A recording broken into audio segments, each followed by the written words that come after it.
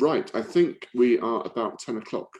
I think we are. Yeah, okay, so welcome everybody who is following us and watching us for what is Wet Wheels Solent's first live stream. I've not done this before. I've been advised by Peter from Wet Wheels Yorkshire on what to do. So I think hopefully it's all going live now. For those that don't know, my name's Jeff Holt. I am a trustee of the Wet Wheels Foundation. I founded Wet Wheels about 7-8 years ago now. And this specific live stream is coming through Facebook, Wet Wheels Solent. And I thought it'd be a good idea. We've all been in lockdown for a number of weeks and months now, some of us more than others.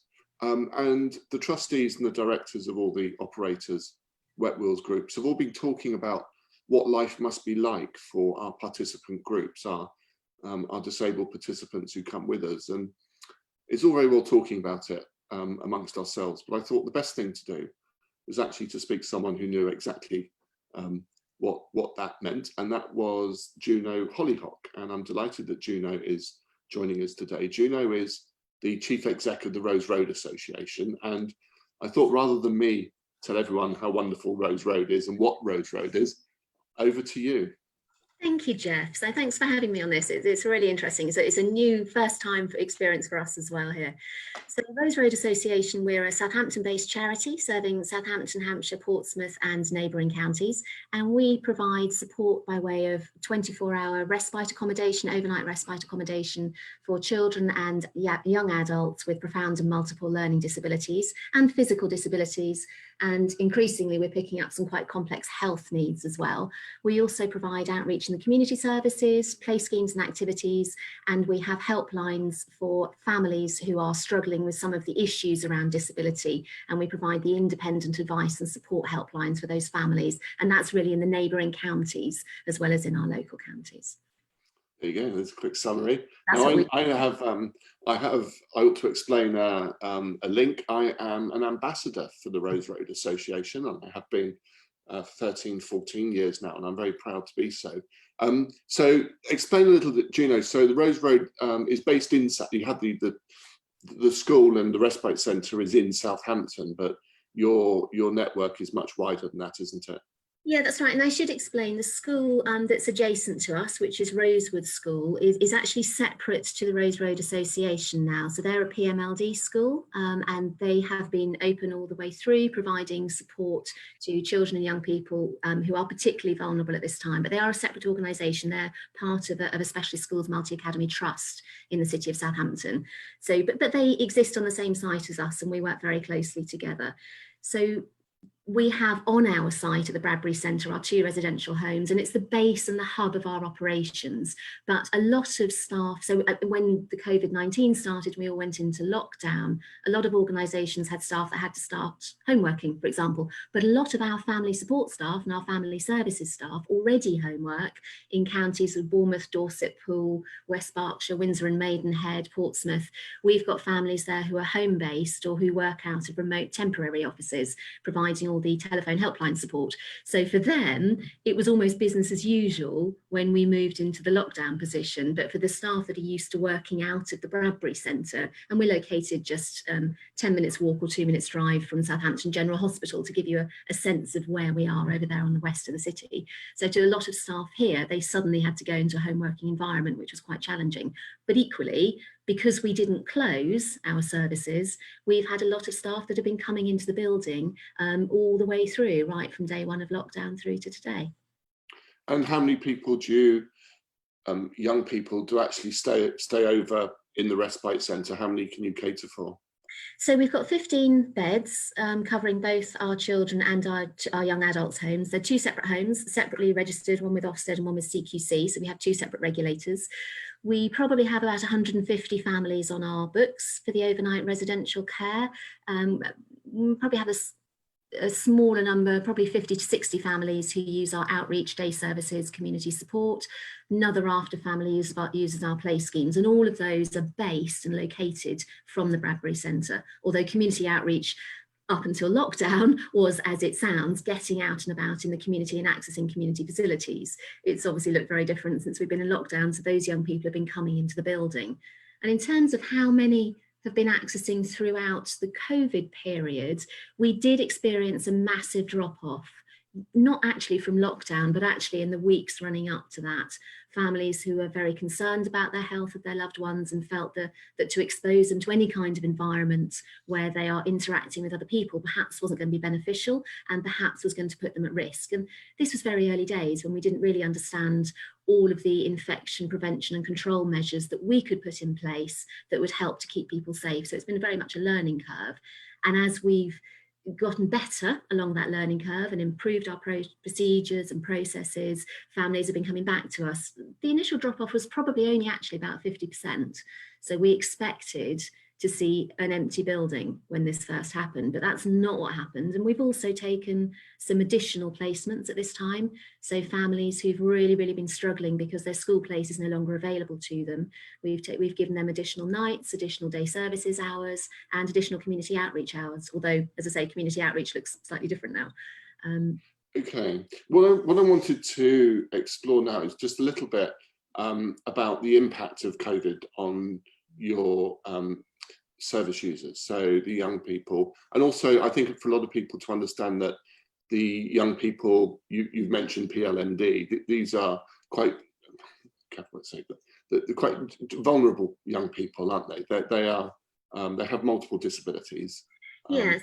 So these are people that we tend to describe as profound and multiple learning disabilities and physical disabilities. So physical disabilities that sit alongside learning disabilities, but we're not really talking about a single diagnosis here. We're talking about young people who are living with very complex conditions.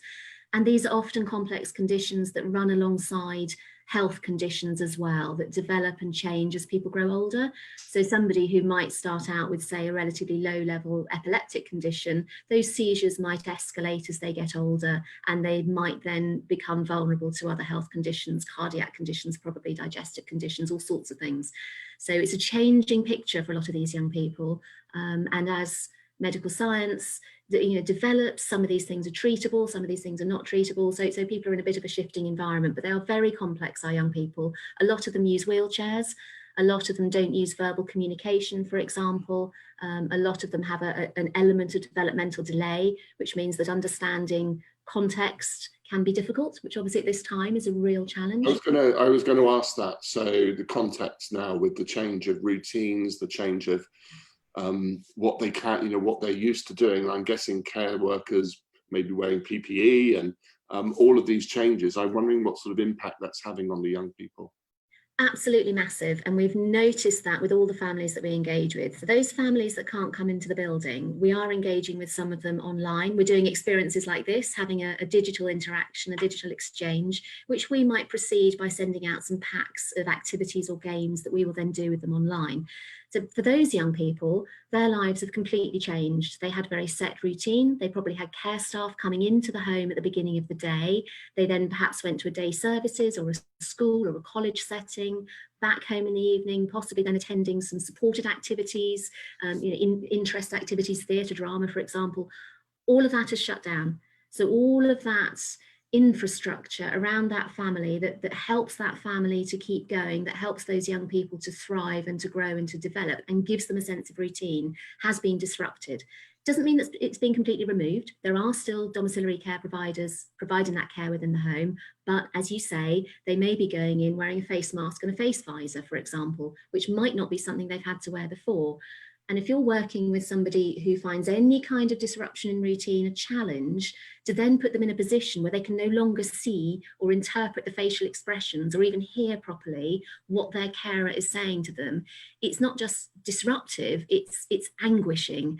And I use that word, I don't use that word lightly, because what we see is the anguish that this causes for our young people leads to an escalation in behaviour as a form of communication. So behaviour that says, I'm struggling, I don't like this, my routine is disrupted, I'm not seeing the people that I usually see, I'm not going to the places that I usually go to. I have no idea why, People are trying to tell me things, and it's not within my realm of understanding. And now the people that I am seeing have this weird thing on their face, and there's lights reflecting off a visor, and you've got this band around your head. And it's very, very challenging. So we see escalations in behaviour as a form of communication. So behaviour that might look to the outsider to be aggressive, but is actually upset, is anguish behaviour. And also we're seeing the impact on mental health and indeed some of the physical conditions. So potentially an escalation in seizure activity, for example. We all know that heightened levels of anxiety can lead to a heightened heart rate, can lead to all sorts of physiological changes within the body. And that then shows itself with very physical manifestations. So all of that is going on. And we can't tell our young people when this is going to end. And for some of our young people, the concept of time is too fluid to understand that anyway. We just have to work in the day, in the moment, but recognizing that, so somebody, for example, who maybe is somewhere on the autistic spectrum and has a number of other conditions that they're living with, we might normally work with them on a one-to-one basis. But if they're really struggling and incredibly anxious, we might have to put 2 staff in to support them, because then we can keep them safe and we can keep the people around them safe. But actually, even by adding that staff member, once again, we've disrupted that routine. And once again, we've made their environment different. So whilst we're keeping people safer, we're also adding to the problem.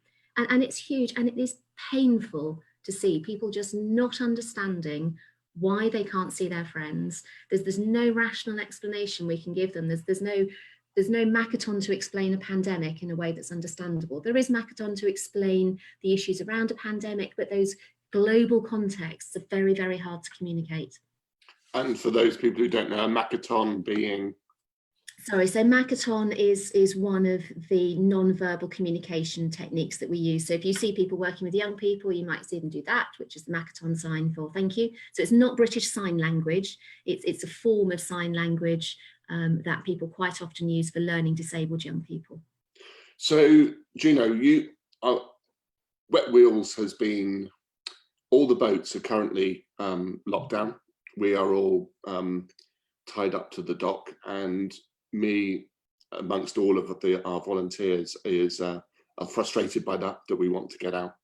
And we have been thinking about how that happens. We've been trying to, a lot of funders who fund us are asking questions about, do you really need the funding now? Is it important now? Surely it's important to give it to frontline services. And we, in our hearts, we know that we're going to play our part in once easement commences, and once we start coming out of lockdown, particularly for groups and organisations like the Rose Road Association, and also Trelaws, who we work a lot with in Alton in North Hampshire. So we're beginning to think about how that works. But one of the reasons I wanted to talk to you is, it's all very well us thinking how that works and thinking, is it the right thing to do? Is it what young people need with disabilities?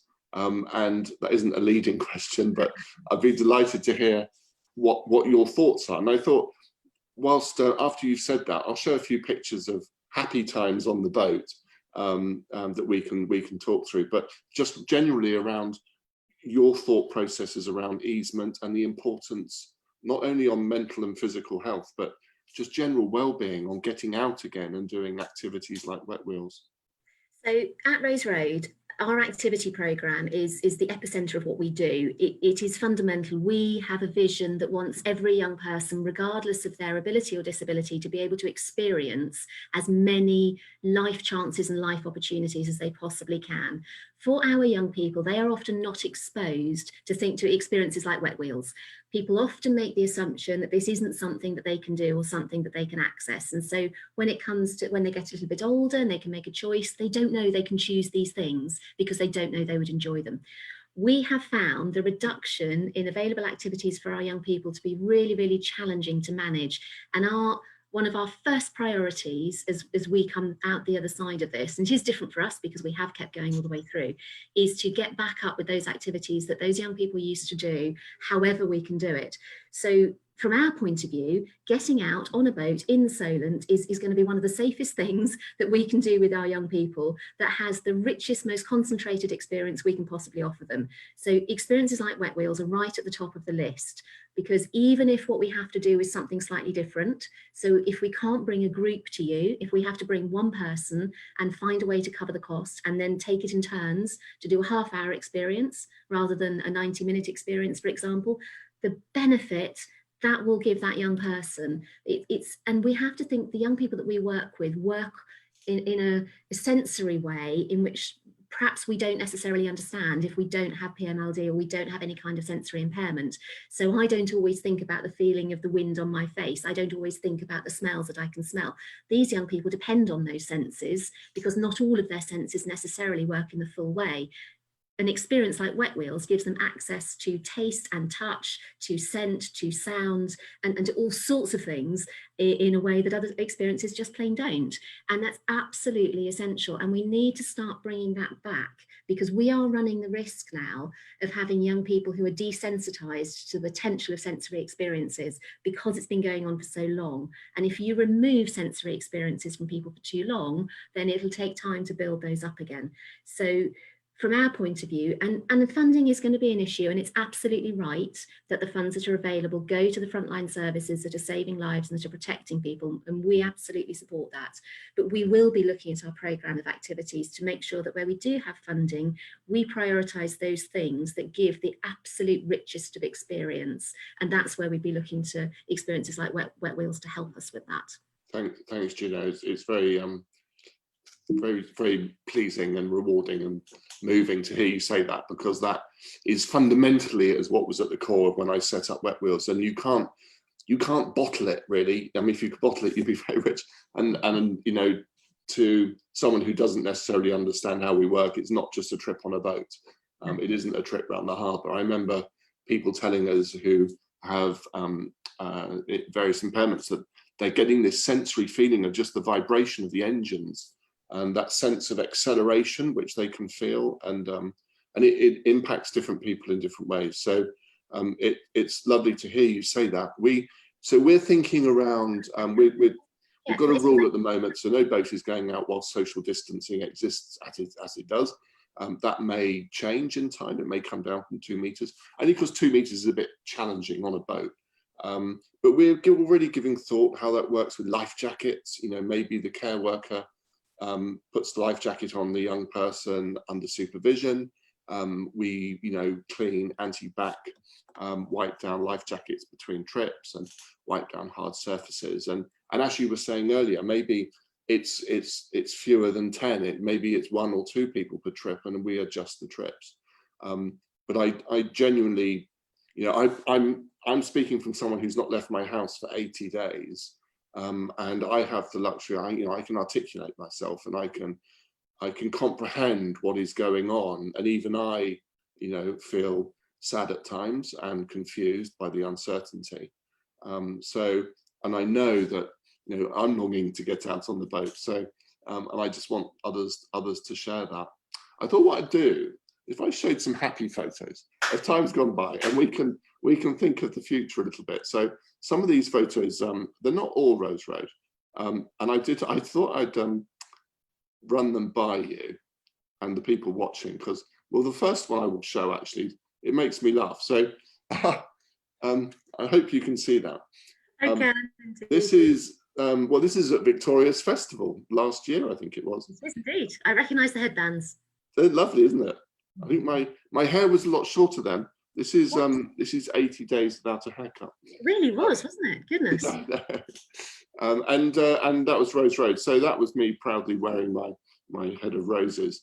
So these are some of the young people we've had out on the boat. Like I say, not all of them are from Rose Road, but this young lady certainly is. I think the reason I picked these were that I could have picked any number of dozens and dozens that we have of young people from Rose Road. I know that young chap isn't, but it's kind of this. We talk about the joy of the sensory experience of being on the boat, and for some people it's just putting their hand over the side of the boat and feeling the spray. For others, it's that, you know, feeling of wind on their face.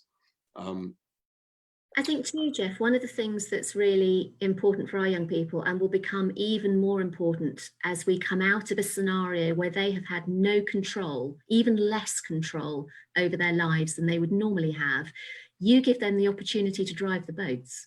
And that is profound, to give our young people the chance to lock their wheelchair in or move themselves up to that steering wheel and take control of the direction of a boat. It is profound on a number of different levels. And I think, again, for us, that's one of the reasons why you'd be a priority activity, because there's very little else that they can do that gives them that feeling of control, that power, that decision making. So important at this time when there's just nothing they can do to stop the horrible things happening around them in the way that they feel because of the current situation. Thank you. Yeah, the steering is was right at the early design stage. I said the boat must be drivable by anyone, and I mean anyone, any disability. And since we last spoke, you won't know this, but we have a gyro steering system which can be fitted to a head. It can be fitted to your wrist. It can even be fitted to a foot. So the gyro steering lets someone at least take control of this, you know, this powerful boat. I should make special mention, of course, to my captain Keith and my team of volunteers who crew the boat, because they, and like all the volunteers of all of our Wet Wheels boats, all of the skippers and volunteers, it's like the care workers at Rose Road. Not everyone can do it, but it takes a special type of person, because you don't want just someone coming on and, you know, it's a job for them, or, you know, a volunteering role. They all have empathy, they all have an understanding, a caring nature, and they also want to empower and allow these young people, or all ages, not just young people. We do a lot with people with dementia too. So taking that opportunity to drive the boat, to take the steering wheel. You know, I think you've seen my risk assessments. They're quite extensive. I have, they are. But it's done to give them the respect that they are allowed to be captain of a boat for a period of time, a real boat, and Keith driving them, you know, steering it and making decisions, and also explaining to them a little bit about seamanship. So pointing out things on the water, explaining, you know, the colour of different buoys and things like that. So for us, it's important. We're not sure when that's going to happen. I think we would like to think that by the end or the middle of the summer, we're starting to do something. I mean, what are your young people, how are they leaving at all at the moment, Rose Road? Are they going out on any trips at all, or everyone's locked down? So this is, it changes week to week. So in the early weeks, they really didn't leave the centre much at all whilst they were with us. If they went anywhere, it would just have been to a local green space. Slowly and on an individual risk assessed basis, because every young person has different vulnerabilities. And also we want to make sure our staff are comfortable with what we're asking them to do as well. So on an individual basis, we've decided some have been able to go and maybe get a takeaway coffee or a takeaway bite to eat or something, and then go and eat that. So we're beginning to explore what's available. As more retail outlets open and more leisure outlets open over the next few weeks, as easement happens, we will look at what they can go and do. But I think we're all agreed as an organisation that our priority will be towards outdoor experiences, because it's clearly lower risk.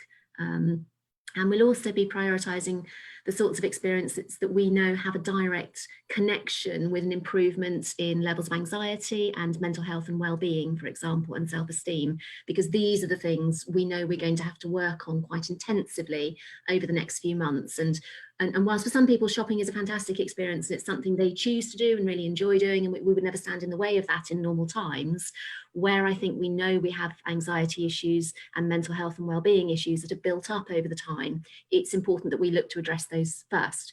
And as we know through studies that you and I have been involved with the Wet Wheels experience, there are direct correlations between going out on the Solent, experiencing your local environment and having that very physical but also quite intellectual challenge, and how you then feel about yourself afterwards. And we've seen some very positive results with that.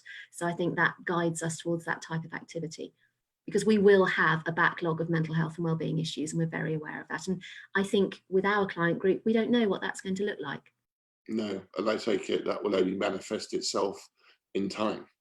It will do, because actually for some people, this has become their new normal. They may not understand the context, they may not understand the PPE or the measures, or why they can't do or see the things they've been doing or seeing before. But actually we're going to go through an easement process that equally they will not understand, and things will change for them again. So it's going to be the same transition. And I think actually a lot of us are feeling that, is we've almost got used to where we are, and it's almost as scary now going to the new normal as it was coming into the COVID situation and lockdown. But at least we can rationalise it and understand it a little bit more. Whereas for some of our young people, that's not very easy to do. So I have to recognise we've got yet another transition that might actually trigger more anxiety and mental health concerns. Well, listen, Juno, it's been an absolute pleasure. Thank you for being my first guest. I think we just about got through it. We absolutely love you all at Rose Road. We love working with you. We love working with your care workers and your young people. It's good for us too, you know, just to see, and for me personally, to see the pleasure people get from being on the water. You know, I'm very lucky. I've done some amazing sailing and things on the water, and I kind of made it a bit of an ambition to make it barrier free to everyone, so at least they can experience it. I'm not saying they have to like it, but at least they can experience it and then make their own decision. From their faces, they all like it very, very much. It's the one activity that gets a 100% approval rating. Oh, we like that. Thanks, Juno. We'll do it again sometime. I really do appreciate your time, and thanks to everyone who has been watching. I've no idea how many are watching, and I should have asked for some questions at the beginning, but I didn't. So we'll do that next time. But Juno, thank you again. I hope things go smoothly. Keep us in touch, won't you? And we look forward to getting you and your service users and young people back out on the water before the end of the summer. Great. Thank you. Take care. Bye-bye, Juno. Bye-bye. Bye.